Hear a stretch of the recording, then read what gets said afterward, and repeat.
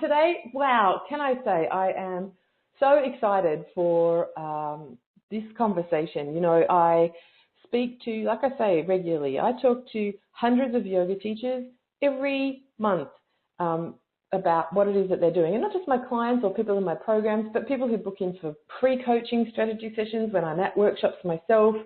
I'm always talking to teachers about what it is that they're working on. And one of the phrases that comes up all the time is, well, I teach yoga for everybody, like it's some kind of insightful catchphrase. That's my branding. I teach for everybody. And I have this with my clients too. This is something that we've been even working through with people who are in the Growing Your Yoga Biz program. You know, I teach yoga for everybody.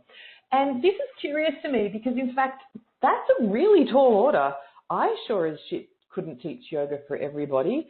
That's like wildly, wonderfully diverse. If we're all God having a human experience, how on earth could I have, in however old I am, 39 years of wisdom, enough knowledge to be able to teach yoga for everybody? What I find a lot of the time is that people are actually talking about, I teach yoga for people who feel that they're a bit overweight or not flexible or might have a shoulder injury or blah, blah, blah. Actually, if you think about it, this is still a really narrow bandwidth of everybody, right? I've taught yoga to some diverse groups.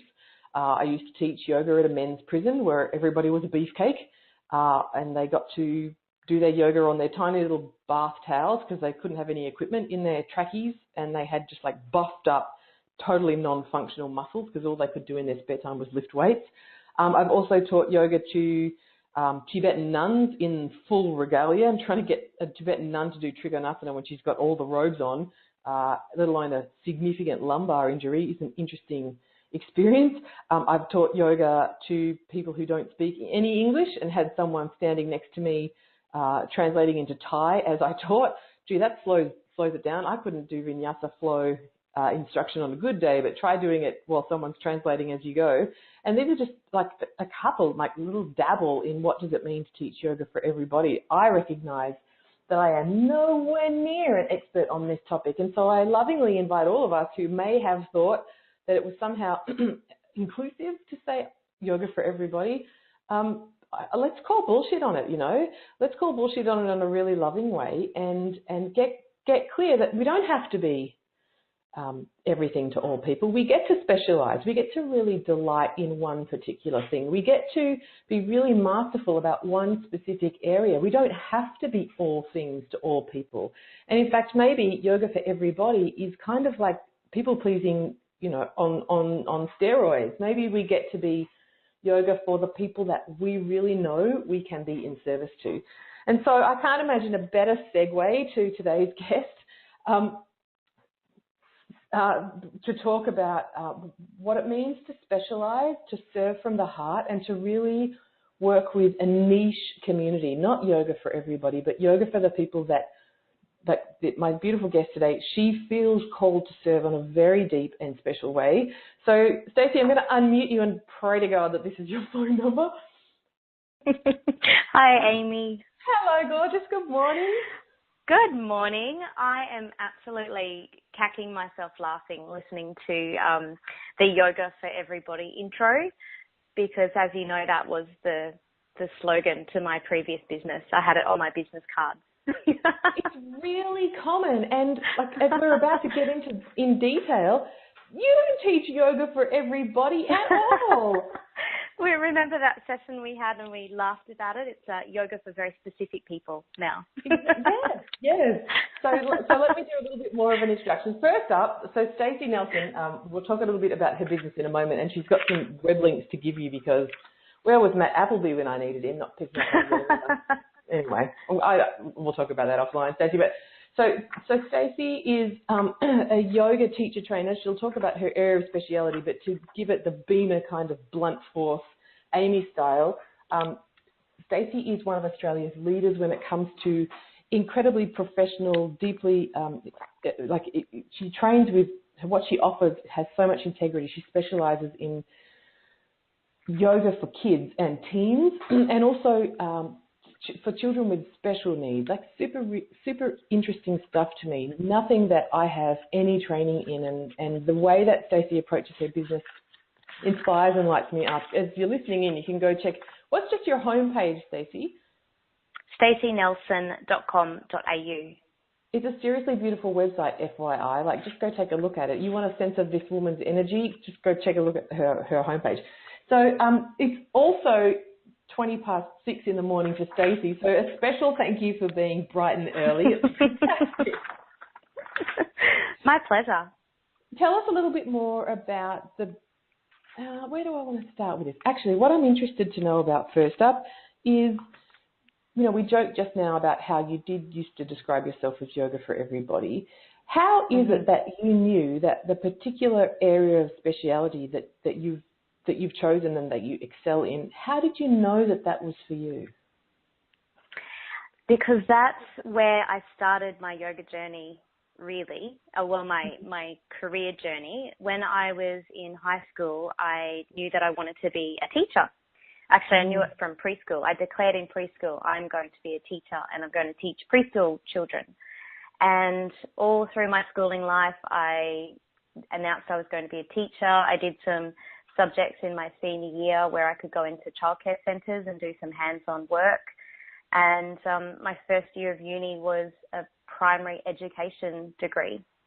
And it was in that degree that I had my sort of epiphany where I was sitting on one of my little year one students' chairs on my prac teaching, and I said, this isn't creative enough for me and I can't give them the life skills that I want to give them. The curriculum is tying me down. And that was really challenging for me because I'd always thought that I was going to be a classroom teacher.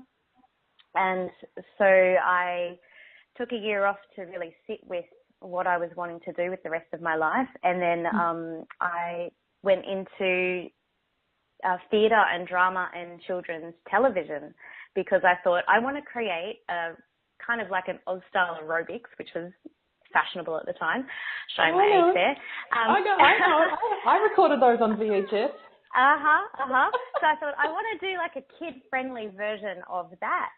And because children are put in front of a TV anyway, so let's make it something that's really educational and beneficial to their health. So I thought I'm going to write a program where children can do some fitness and stretching and breathing and relaxation exercises on TV.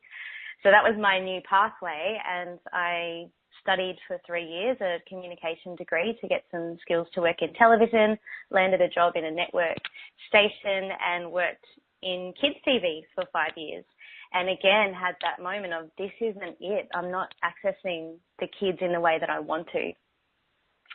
So all the way along that journey, I was practicing yoga myself just to keep myself sane. And I never imagined that I would be teaching children's yoga. And in fact, my first yoga teacher, when she was encouraging me to become a yoga teacher, I very flatly refused and said, no, this is my thing and I don't want to have to talk about it or think about it. I want to be able to just do this for myself. So it took another 5 years of me being a very devoted practitioner to yoga before I even thought about becoming a yoga teacher. Wow. Yeah. That's not a common path these days, actually. I know, it's very different these days. And so I was still working in television, and my yoga teacher was saying, well, if I've got this mums and little ones class that I'm teaching, would you be able to come along and teach the little ones while I teach the mums? And I was like, yes, I would love that, because the work that I was doing at the TV station, originally I was working behind the camera on a children's TV show where the children would come onto the set and I would learn the songs and the dances and stand next to the camera and do it with them. So when they were deer in headlights in front of all of the camera and crew, they knew where to look. So I was their safe go-to person in the studio, and I just absolutely loved that work. And unfortunately that show finished, and so then I got put into the news department, which is so not me. I don't even watch the news. And so that I lost my connection then to children for the next 3 years. And so when my yoga teacher asked if I could teach the children's class for 15 minutes while she was, doing the mums class and then just play with them, basically, it was like a dream job. And that was my start to teaching kids yoga. It was all just very low-key. It doesn't, I love that you describe it as low-key. It sounds like it was the universe. You know how Oprah talks about how like the bell gets louder until you sort of get smacked with it? It sounds a little bit like that. Yeah. Absolutely. It totally was. And it was really interesting because the day that I left that full-time corporate job, the next day I had the most, because I finished midweek, and I had the most amazing day of my life the day after that, where I had got asked to do a shopping centre school holiday performance, kind of like the high five, you know, the head mic standing on a stage with a whole mosh pit full of excited 5-year-olds in a shopping centre doing the songs and dances that we had done on the kids' TV show. So it kind of felt like, wow, this is what I envisioned I'd be doing 10 years ago when I had that second epiphany of I want to create a kids' TV show where they get active and they actually start moving rather than sitting numb in front of a television. And so I did that, and then in the afternoon I taught a kids' yoga class.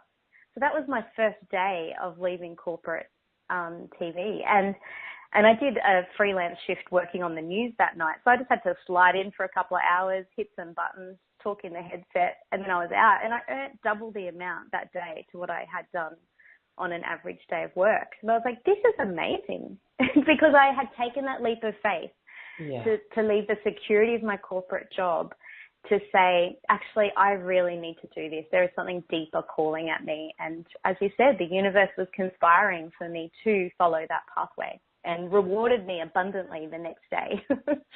As it should. I love it. So tell us a bit, and we'll get to how you support yoga teachers in a second, because I really want to share that with everybody. But I'd love if you could tell us a little bit, coming back to the topic of today, this idea of yoga for everybody, and actually what does diversity mean?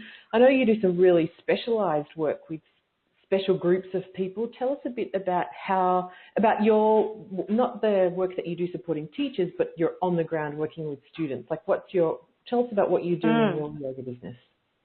Yeah, sure. Well, I teach pretty much babies right through to elderly. So the idea of yoga for everybody is across all ages. My business last year, prior to coaching with you, was very much about people pleasing and catering for everyone. Whereas now I'm more tuned into my niche market, which is really working with children and teenagers. So on a week-to-week basis, I teach a children's yoga class and a teenage yoga class, and I do some schoolwork going into schools. And then I work once a week as a yoga therapist in a children's ward at a hospital, which is just amazing on so many different levels. Could you tell us a little bit more? So that's my week-to-week work. Stacey, tell us a bit more about your hospital work. Yeah, absolutely. So this grew out of a volunteer experience that I had during that time when I was working in kids TV. I was on a Saturday I would go into the hospital as a volunteer in a sort of a breakout zone, what they call the Wonder Factory in one of the hospitals in Brisbane. And they had a little TV studio set up, and the kids would come from their ward, sometimes attached to IV drips and, you know, sometimes with arms and legs bandaged up or in wheelchairs. And that was their place where they could come and play and have fun. And so because I had the TV skills, I used to go in there and make little TV shows with them that would then get broadcast to the televisions in the whole ward for the kids who couldn't leave their beds. So they would put on a little show for each other in this ward. It was amazing. And so then once I started doing the kids yoga classes, I was teaching some kids yoga classes, and we would record it and then send it into the TVs in the ward. And one of the nurses came up to me after the session and said, "What you're doing is amazing. We really need this in the mental health ward. Would you be able to come and do a session with the children there, because we don't have a lot of access to these resources. A lot of them aren't allowed to leave the ward to come to this room." Wow. And so I just said, sure. So I volunteered and did a session with them one day. And yeah, it was really challenging because I had no prior preparation really on how to work with children that had any mental health conditions. But just did my thing. And from there, they were so amazed with the response from the children that they said, we would love for you to come back every week. And of course, they then found money in the budget, and that became when I finished my corporate job. I actually did 3 sessions a week at that ward as a fitness and yoga teacher for children. Wow. In the mental health ward. And I did that for 7 years. And when I relocated from that city of Brisbane to the coastal town about an hour and a half away at the Sunshine Coast, I really didn't want to give up that work. It was something that I, again, kind of fell into, and I'm using air quotes when I say that. But it was such a calling. I thought, I have to continue this work, but I don't want to be driving an hour and a half to run an hour session with the children. So I went into the local hospital in my new hometown and just said, can I please volunteer here? And this is what I've been doing in this other place. This is the results they've been getting. And just again, like a divine intervention, the nurse unit manager said, just this week I was wanting to get a new therapist on board, and I wasn't sure. I was looking into music therapy. We've already got a pet therapist. And wow, yoga therapy sounds great. Can you start next week? So it was just amazing. There's so many things that I want to, there's so many like tangents we could take, and I've got a bunch more questions for you. And I suspect folks that are listening in on the live right now, if you've got questions, if you're on the webcast, I didn't tell Stacey this in advance, but I'll field them for you if they're too curly. If you're listening in on the webcast, you can type them into the Q&A box. And if you're on the phone, you can press the raise hand button if you're on the web call, or if you're calling in on your telephone, you can press *2 on your keypad if you have any questions for Stacey. But before we get into the questions, and I've got to try and remember the 2 that I want to ask you, can you tell us a little bit? So obviously it's not, you're working with kids with special needs in yoga therapy. It's not just different to, it's not that it's not just, it's different to, say, for example, the yoga classes that you would offer on like your DVDs that are available, folks. Go check out Stacey's website. So this is like an area of speciality, and I know that this is one of the programs that you offer for yoga teachers who are looking to specialise or skill up in this particular area. Could you tell us a little bit then, Stacey, about the course that's coming up that you're sort of running in this space? Yeah, absolutely. So I created a teacher training course to teach other yoga teachers and allied health professionals some of the lesson plans that I've created from working with special conditions with children through those 2 experiences of working in mental health and in inpatients. And just to be clear, inpatients is when children are in a hospital bed, in a ward, and they're there for between 3 days to sometimes 3 months, depending on what they're there for. So what I found during the work is I was really muddling through. I didn't have a training course like this to educate me on the different conditions and how to adapt yoga practices to really help the children. So a lot of it was experimentation. A lot of it was really listening to that inner calling and that divine wisdom that comes through us a lot of the times as yoga teachers to know what to do. And really just getting feedback from students and seeing their experience, hearing from their parents, from their nurses, from their doctors as to what works. And so from that experience, I've now created 8 different lesson plans specific to different conditions for different children. So, for example, there's a lesson plan for children with asthma, ADHD, the autism spectrum, ASD, eating issues, including digestion and eating disorders, cystic fibrosis, and limited movement.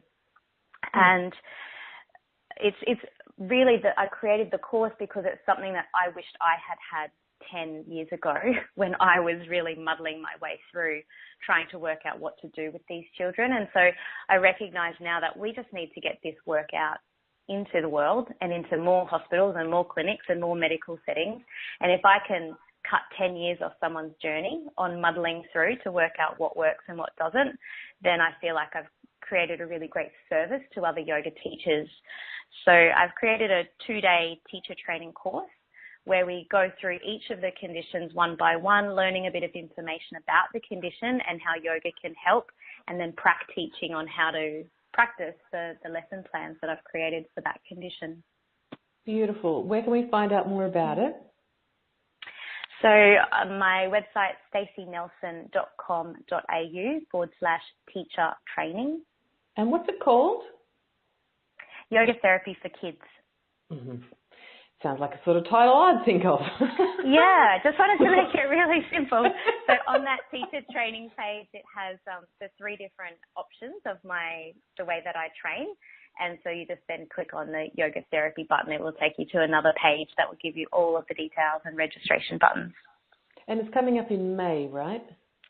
Yeah, that's right. May 6 and 7. I'm actually about to head off to Thailand this week for some more kids yoga teacher training. So it's when I get back, it'll all be go, go, go.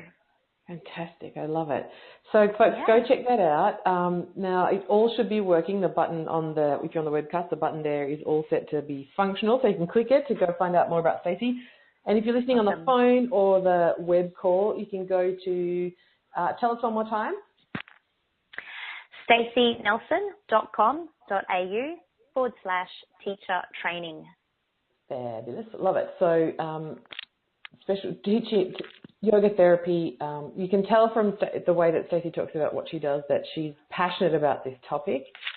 She also has so much wisdom to share. When I was, so Stacey and I co-taught an immersion in Brisbane, and 90% of the people who came along to that day were like super fans of Stacey. And, so she was the teacher already for these people. And man, you could just feel the connection in that group. So I have no doubt that she's a transformational teacher and holds incredible space.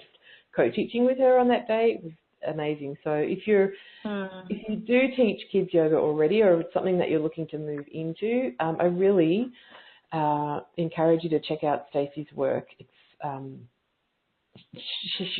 I genuinely think that she's a leader in the field, and I can't think of someone who has more integrity about developing training to be of service than Stacey does. It's good stuff. If anyone has a question for Stacey, anything we've talked about today, you can raise your hand on the web call or press *2 on your phone keypad. If you're on the webcast, you can type in a question. I've got a question for you, if I may. Please. One of the things that interests me, like, it's fair to say, I was a kid who did yoga. I'm not going to be a yoga teacher who teaches kids. It's just not it's not my dharma, let's put it that way. But working with, some of the everybody groups that I've worked with, it's not like it's just Tuesday night where everybody's got a pretty good life, and maybe they had a big day at work, but we're all going to do Shavasana and feel good and swap some pears and tomatoes at the end. I mean, that's nice, but it's not the, some of the groups I've taught, I've left there feeling heavy, and, I've just been in a room with people who have got such weights to carry, and while it's a service to support them for the hour or whatever that I'm there, like, then I'm just out of there, and they're still holding that load. So, Stacey, I'm curious about, what would you say about, the importance of self-care and keeping yourself nourished and high vibrational when you are working with groups who have got some pretty challenging stuff going on?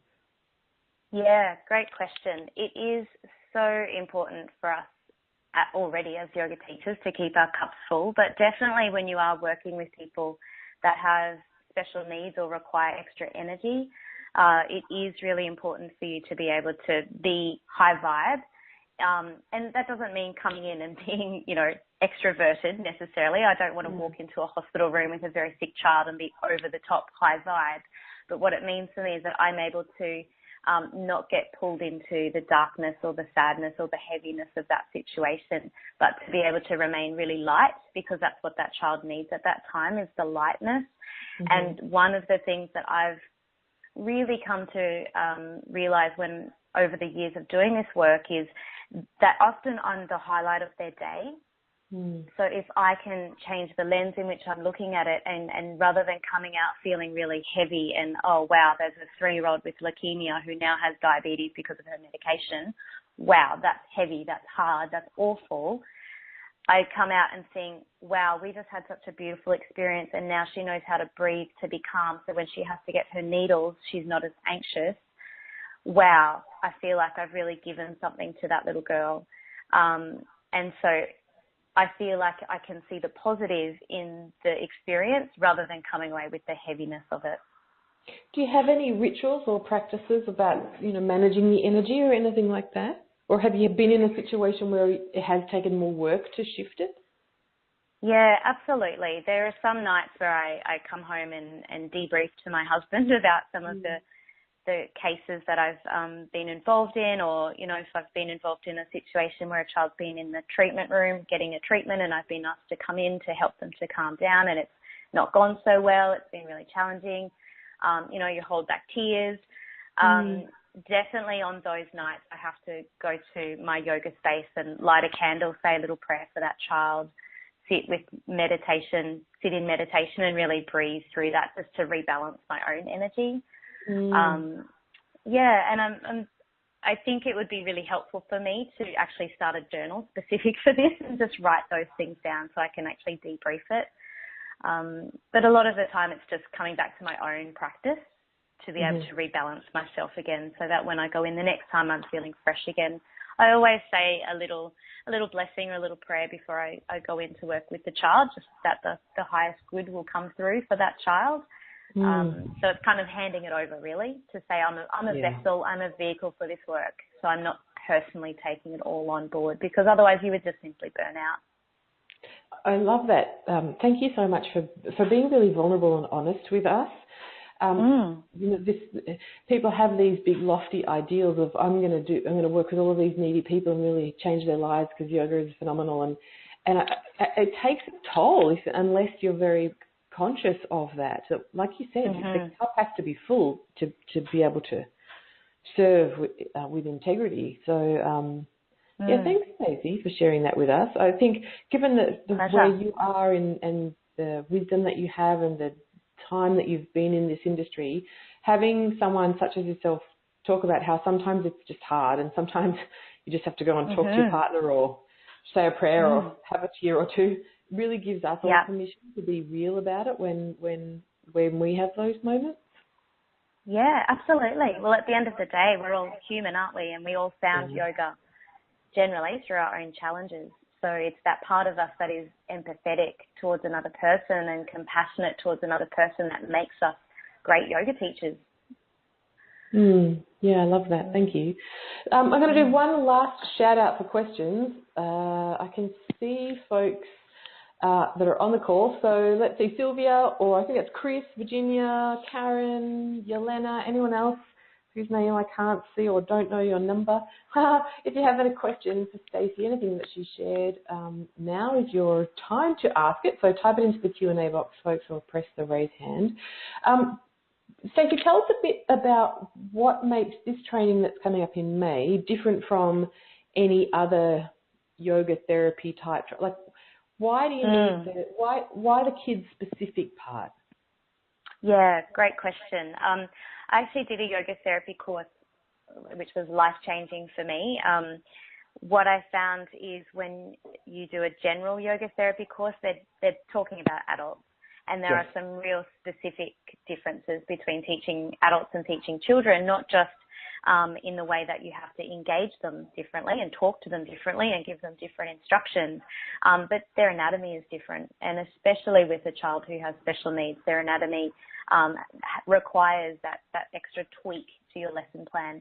So I found that the general yoga therapy course that I did was amazing, loved it, and it helped me to then tweak that content to make it child specific. And it's different to a general kids yoga teacher training course, because a lot of that is very active and it's very high vibe, and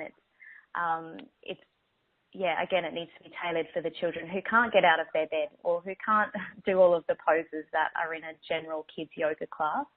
And this particular course is different to other kids yoga therapy courses that I've participated in as well, because it's more gentle, it's more restorative. It works a lot more with breathing techniques, meditation, restorative yoga that they can do in a hospital bed or at home in their bed, given that they're not feeling their best a lot of the times with a lot of these conditions. A lot of them are going through chronic stress because of their anxiety around their treatments or their conditions and the social impacts that has. So a lot of this course is around the relaxation component of kids yoga, which I think gets missed out a lot in kids yoga courses.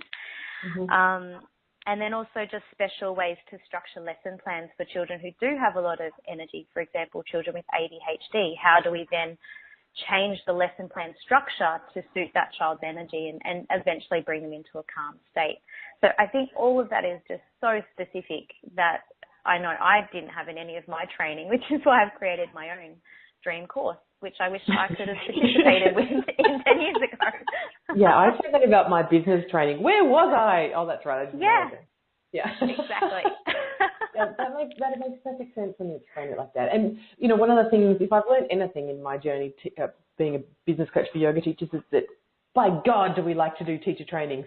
So I think we're getting better as an industry about specialising, right? I mean, it doesn't surprise me that you couldn't do a course like this 10 years ago, because we were still, it was all very, very generic, whereas now the nuance is really starting to come through.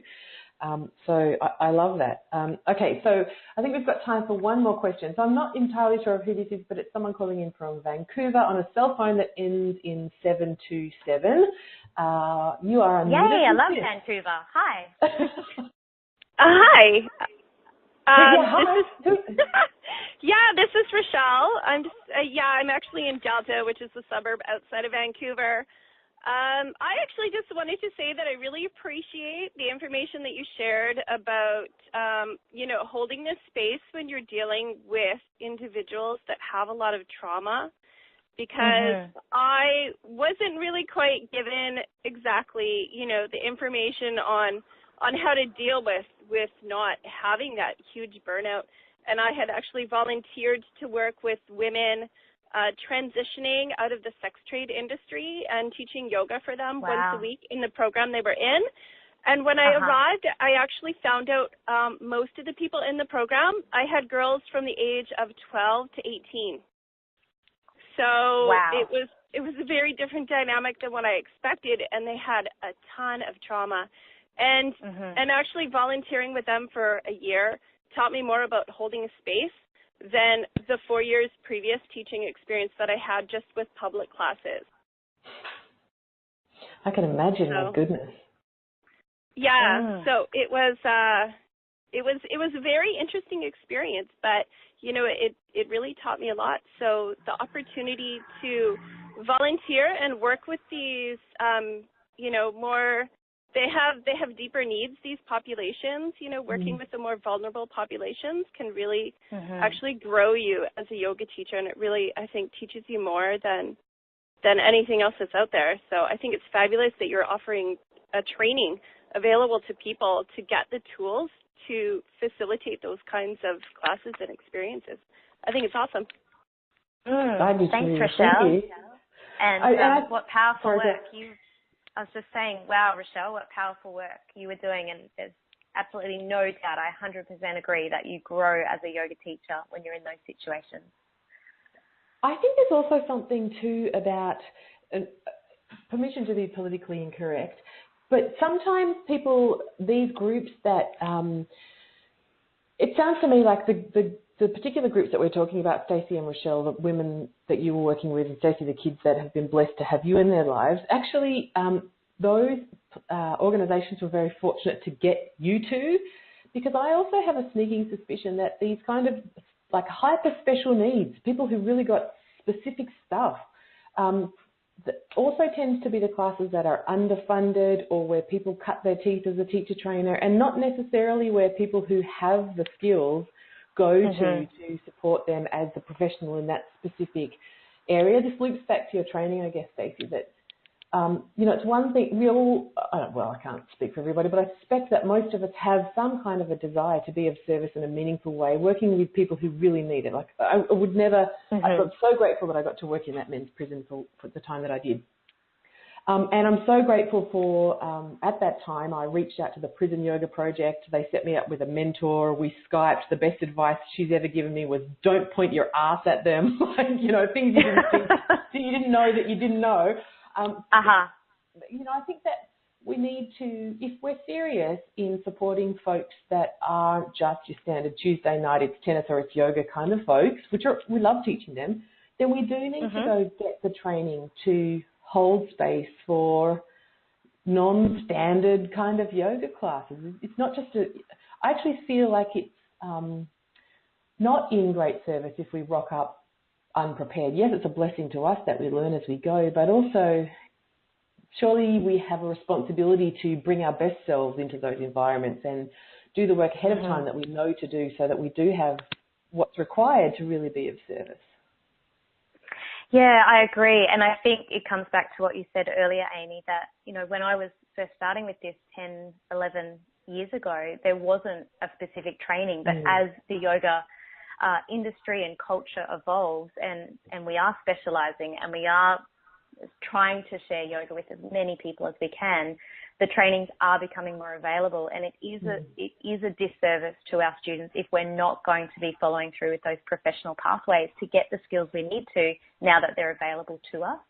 And I'm really passionate about having high quality training that is, in line with registration requirements, and that is at an industry standard where I can comfortably send one of my graduates into a domestic violence refuge with children, or into a hospital setting, and know that they're going to be professional and know exactly what they need to do in that environment, which is different to your Tuesday night yoga class. But also that they'll know how to take care of themselves, like Rochelle just shared with us. Yeah. When you're put into that sort of, I can't even imagine what that would be like. You think you're turning up to sets of women and you actually get there and it's girls. I mean, I'd be on the floor already.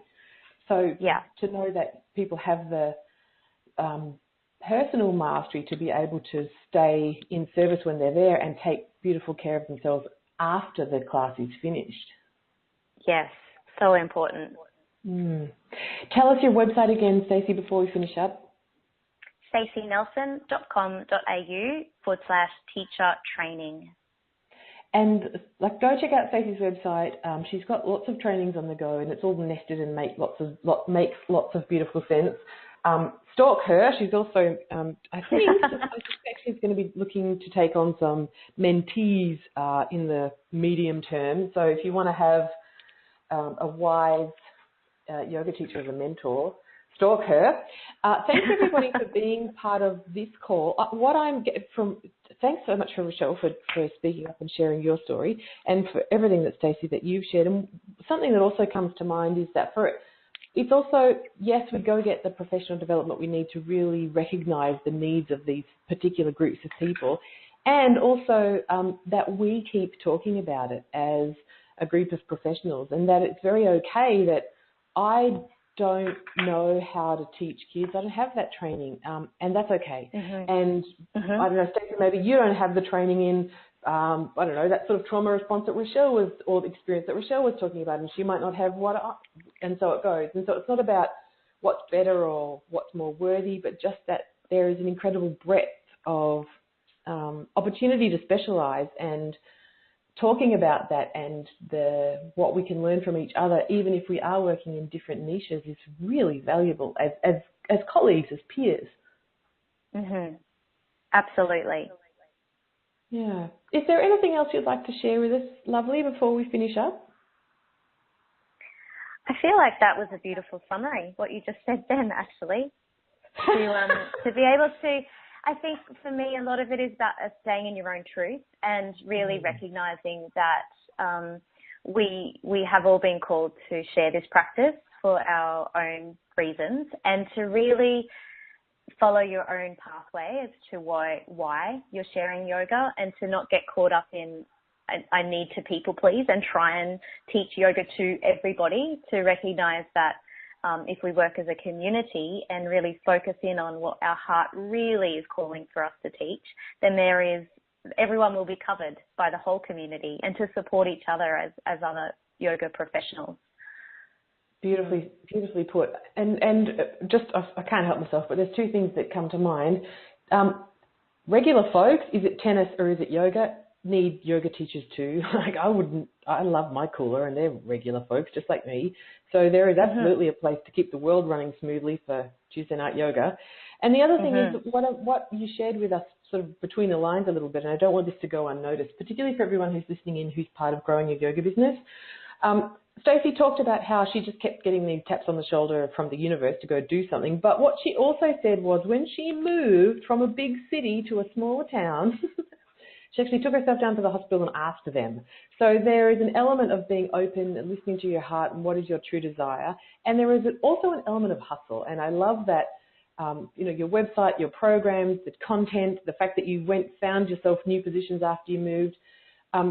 You also have just a wonderful momentum about you, Stacey, and a clarity about seeking out for yourself what it is that you know is right. The action-taking part of you as a yoga business owner is really inspiring as well. So thank you for sharing that message with us. My pleasure. I think it is that balance of the Shiva Shakti. It's wonderful, and it's one thing to sit around and say affirmations all day of the life you do want to live, but then you actually have to go out and say to the world, I am co-creating this with you. Yes, you can't just lie at home and eat ice cream and manifest. If only it were true. Exactly. Or choreo yoga. Oh my God, don't get me started. Okay, folks, it's been super fun talking with all of you today. Thanks for being a part of this conversation. I love having special guests on the podcast, and wow, what a great guest we had today, hey? So lucky to get to know this fabulous yogini and all that she has to share. StaceyNelson.com.au/teacher training. Did I get that right? That's correct. Thanks so much, Amy. It's been a pleasure sharing with you today and being part of the community. Thank you. Yeah, you bet.